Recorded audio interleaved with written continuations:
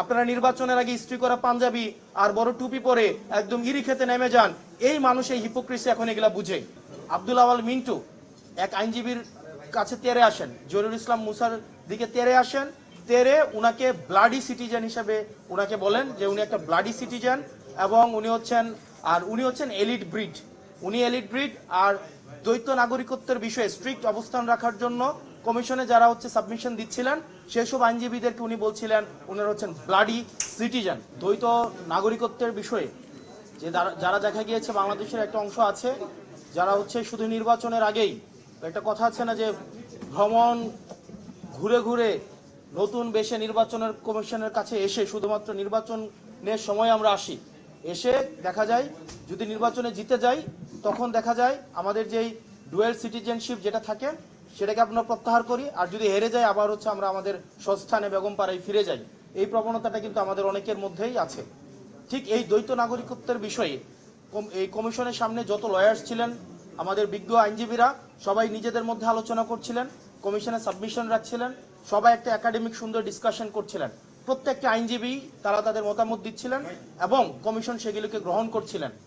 অত্যন্ত দুঃখজনক বিষয় কমিশন এবং প্রত্যেকটা আইনজীবী যখন একটা অত্যন্ত একাডেমিক পরিবেশে তাদের সাবমিশনগুলো রাখছিলেন, ঠিক সেই সময়ে আলোচনা শেষে আব্দুল আওয়াল মিন্টু এক আইনজীবীর কাছে তেরে আসেন, জহিরুল ইসলাম মুসার দিকে তেরে আসেন, তেরে উনাকে ব্লাডি সিটিজেন হিসেবে উনাকে বলেন যে উনি একটা ব্লাডি সিটিজেন এবং উনি হচ্ছেন এলিট ব্রিড। উনি এলিট ব্রিড আর দ্বৈত নাগরিকত্বের বিষয়ে স্ট্রিক্ট অবস্থান রাখার জন্য কমিশনে যারা সাবমিশন দিচ্ছিলেন সেসব আইনজীবীদেরকে উনি বলছিলেন উনারা হচ্ছেন ব্লাডি সিটিজেন। তো সেই জায়গাটিতে আমরা প্রতিবাদ করি।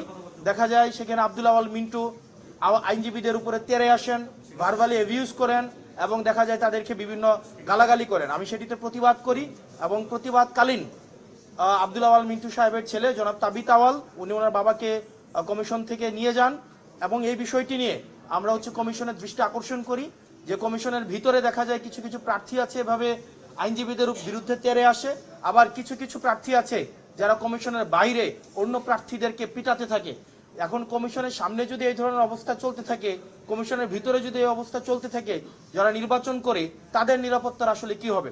আর যারা এলিটিজমের দেখাইতে চায় 24-এ আমাদের এই 5ই আগস্টের পরে যারা এলিটিসিজম মারাইতে আসে আমাদের দেশে, এই রাজনৈতিক এলিটিসিজম তারা যেন ঘরে রেখে তারা যেন জনগণের সামনে আসে। আপনি এই জনগণকে ব্লাডি সিটিজেন বলবেন, আবার ভোটের জন্য এই ব্লাডি সিটিজেনের কাছে যাবেন, এই ধরনের দ্বিচারিতা আমরা জনগণ সহ্য করব না। সকল ধরনের পলিটিক্যাল এলিটিসিজম 5ই এই আগস্টের পরে আমাদের 24 পরবর্তী বাংলাদেশে এই পলিটিক্যাল এলিটিসিজমের বিরুদ্ধে আমাদের এই লড়াইটা ছিল।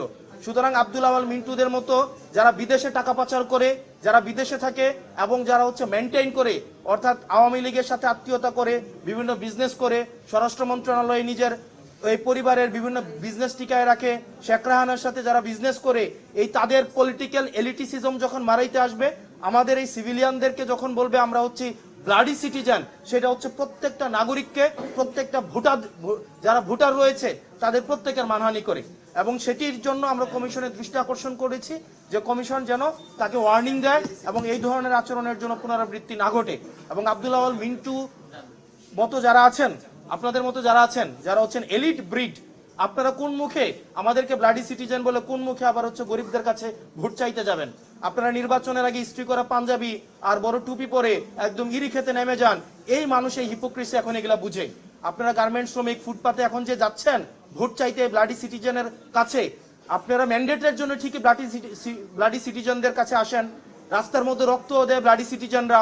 এই ব্লাডি সিটিজেনের রক্তের উপরে দাঁড়িয়ে আপনারা বিদেশে ব্যবসা করেন, ছেলে মেয়েদেরকে বেগমপাড়ায় রাখেন, সেফ এক্সিট নেন, ডুয়েল সিটিজেনশিপ নেন এবং নিরাপদ যখন দেখেন তখন বাংলাদেশে এসে ব্লাডি সিটিজেনদের রক্তের উপরে দাঁড়িয়ে তখন আবার নির্বাচনে দাঁড়াবেন। আর নির্বাচনে যদি দেখেন উত্তর দক্ষিণ হয়েছে আবার তখন দেশ থেকে পালিয়ে যাবেন। এই ধরনের বাংলাদেশ আমরা 24 পরবর্তী সময়ে আমরা এই বাংলাদেশ দেখতে চাই না। সেটি নিয়ে আমরা নির্বাচন কমিশন আপত্তি জানিয়েছি এবং সকল আইনজীবী এই জহিরুল ইসলাম মুসার প্রতি যে ধরনের আচরণ করা হয়েছে এটা সকল আইনজীবীদের প্রতি আমি মনে করেছি এটা তাদের মানহানি করা হয়েছে। এবং কমিশনের মধ্যেই সকল পক্ষের আইনজীবী, শুধুমাত্র যে জহিরুল ইসলাম মুসা না, সকল পক্ষের আইনজীবী, এখানে বিএনপি পন্থী বা অন্যান্য যেই আইনজীবীরা ছিলেন সবাই সেটা এই আব্দুল আওয়াল মিন্টুর আচরণে আহত হয়েছেন এবং তারাও সেখানে ইনস্ট্যান্ট তারা প্রতিবাদ জানিয়েছেন।